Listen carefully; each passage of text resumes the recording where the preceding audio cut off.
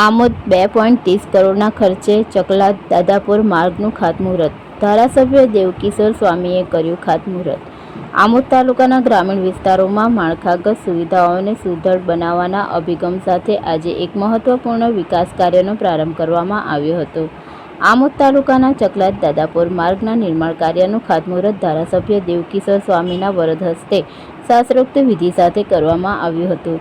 અંદાજે 230 લાખના માતબર ખર્ચે તૈયાર થનારા આ રસ્તાના કારણે સ્થાનિક પરિવહન વ્યવસ્થામાં મોટો સુધારો જોવા મળશે. આ નવો માર્ગ બનવાથી વિસ્તારના નાગરિકોને વધુ સુગમ, સુરક્ષિત અને ઝડપી વાહન વ્યવહારની સુવિધા પ્રાપ્ત થશે.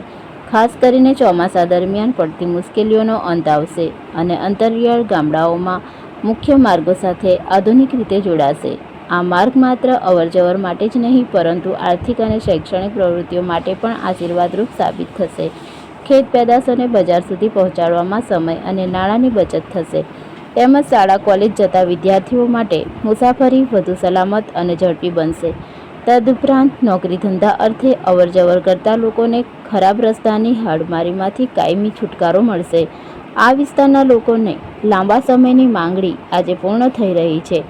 આ વિકાસલક્ષી કાર્ય માટે હું રાજ્ય સરકારને હૃદયપૂર્વક આભાર વ્યક્ત કરું છું, જેમણે છેવાડાના માનવીની સુખાકારી માટે આ ભંડોળ મંજૂર કર્યું છે, તેમ ધારાસભ્ય દેવકિશોર સ્વામીએ જણાવ્યું હતું.